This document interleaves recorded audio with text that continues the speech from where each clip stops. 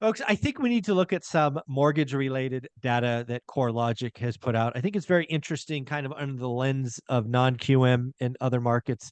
Guys, we got the one and only Dustin and Jonathan team from Convoy Home Loans, man. How you guys doing? We're good. How are you? Ah, man, every day's Saturday. I got a great life. I love So it. why don't you share some stats that you were reading about from CoreLogic, and we'll kind of figure out what it means for everyone. Yeah, I think one thing that really shocked us, I think, to start the most was before in the past, right? 3 years ago, 2 years ago, non-QM was kind of like, ooh, only people that can't qualify, that have bad credit, that aren't good borrowers technically Right. qualify for these things. But the stats came out, and in 2022, the average FICO, which is credit score, Mhm. was 771, which Oh, wow. 771 for a non-QM loan is, like versus conventional, which was 776, and FHA, which is 714. So it's like non-QM borrowers were actually the highest average FICO across the board in 2022, in all of last year, which was a year that a lot of people were doing a lot of transactions as well. So that was actually really shocking to us because there was always a taboo with the subprime type Yeah. word and verbiage that they talked about, which technically non-QM is because it's not a prime mortgage, Right. but there's a negative connotation attached to it, and that's kind of been, it should be gone now. Yeah, I mean, clearly based on the credit scores.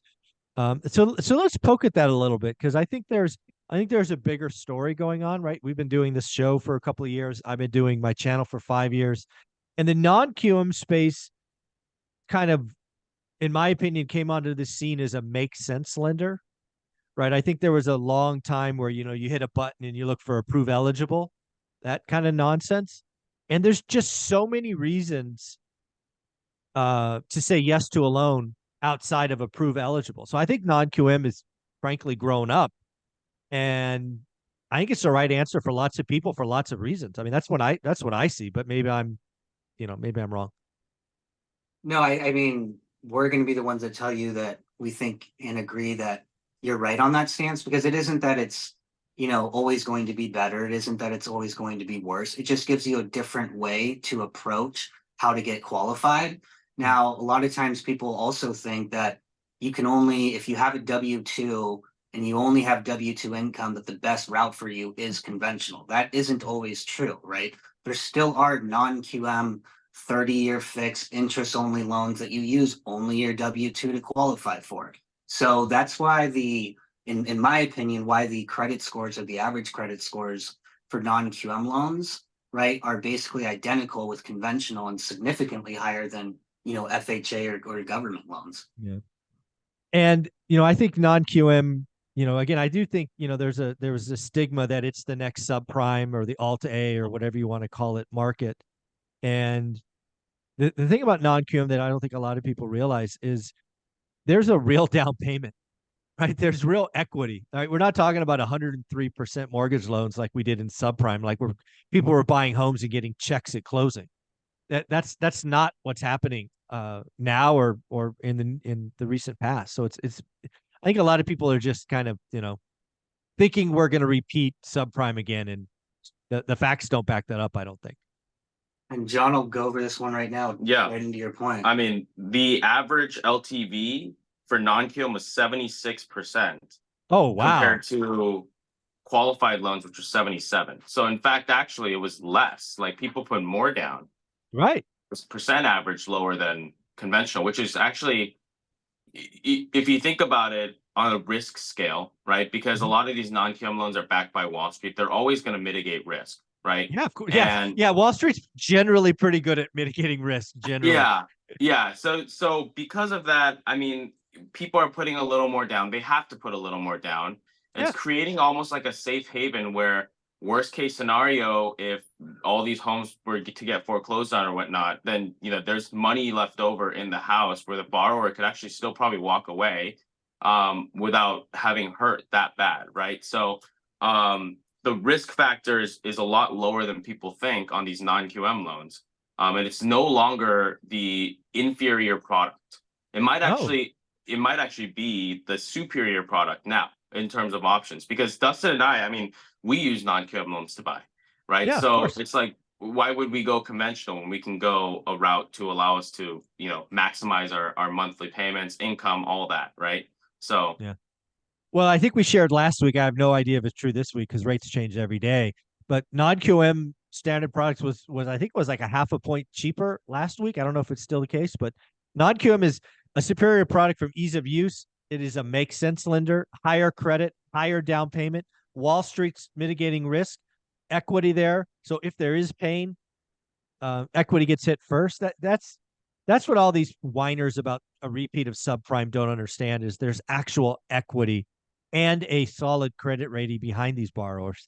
And I'm not sure why Jonathan has a thumbs up or thumbs down above his head. Are you guys seeing that? You guys don't see it on your end? No, it's just Thumbs it. up. No, it's like a little thought bubble that comes out of nowhere. It I says, have no.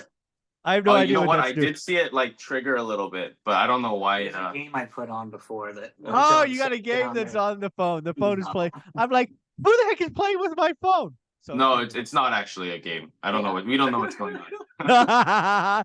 That's okay. This has been a lot of fun. So any other stats from CoreLogic you want to highlight here? Yeah, and I think this one that was interesting was, you know, prior to 2020, non-Kim was still kind of in the backgrounds trying to ramp up, trying to gain a portion of the market share. And this number still really stood out to me that, you know, in 2020, non-QM was only 2% of the market in terms of loans closed. Okay. In 2022, it finished at 4%. So yeah, you know, you want to be the guy that says it doubled. Yes, you know, it doubled. But to still think that, you know, 4% of the first mortgage market, these are first mortgages, right? Right. Is only non-QM is a bit shocking. And that's probably a little bit clouded from me and John's opinion because we do so many, you know, non-QM Right. loans. Yeah. Which just tells me that, you know, the average consumer, a lot of them don't even know what a non-QM loan is right now. A lot of them Well, don't you know the real know. problem. It's even worse than that. It's as is often the case. They actually think they know. They have an unbiased, uneducated opinion, and they don't know, which is just the horrible combination. That's what's going on. No, that's true. I mean, they probably just like John touched on, will dismiss it based on the fact that they think it's subprime. So I'm not going to ever enter or explore that box. Yeah, that's for those people who can't get a conventional loan, right? Yeah. Not realizing that, you know what, you're actually paying a higher rate. Yeah, it's kind of wild to think about sometimes. For sure. Yeah. You got any more closing thoughts there, Jonathan? I mean, you know, non-QM, the biggest thing that we've seen change in and benefit in is obviously DSCR has been great, but I think LLC closings has been probably the biggest addition to non-QM loans that we've you know, been able to utilize, especially for investors, especially for people that are trying to protect their asset with another layer, you know, add tax benefits, whatever, all that, right? And what I want to remind clients too, like, because some clients are very adamant on like, hey, I want to close my personal name. I might 1031 this later. But I'm like, hey, if you wanted to 1031 later, because it has to be like kind name too, right? So if you close it in your personal name and then you try to sell in 1031 into something else, you can't buy it in an LLC all of a sudden, right? So you are almost better off if you plan on 1031ing and you want to kind of keep it separate from you as a person and keep it in an entity. Like you should have it in an LLC from the start and then 1031 it into later so you can buy things in the LLC, right? And keep it separate from your personal name. And I think that's a huge addition that a lot of people still discount. And sometimes it's worth paying a little more in cost, in my opinion, and I think Dustin agrees too.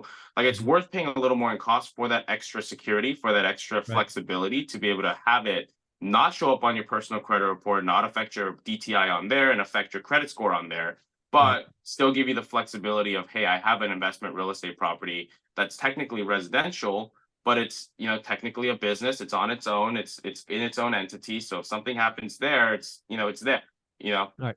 Yeah, very cool. I love it. Guys, if somebody want to reach out to you and see what's what in non-QM or even conventional, how are they doing that these days? Go to convoyhomeloans.com and please let us know you came from ORAT. Tell you came from ORAT. You get to talk to one of these two fine gentlemen. Thank you, guys.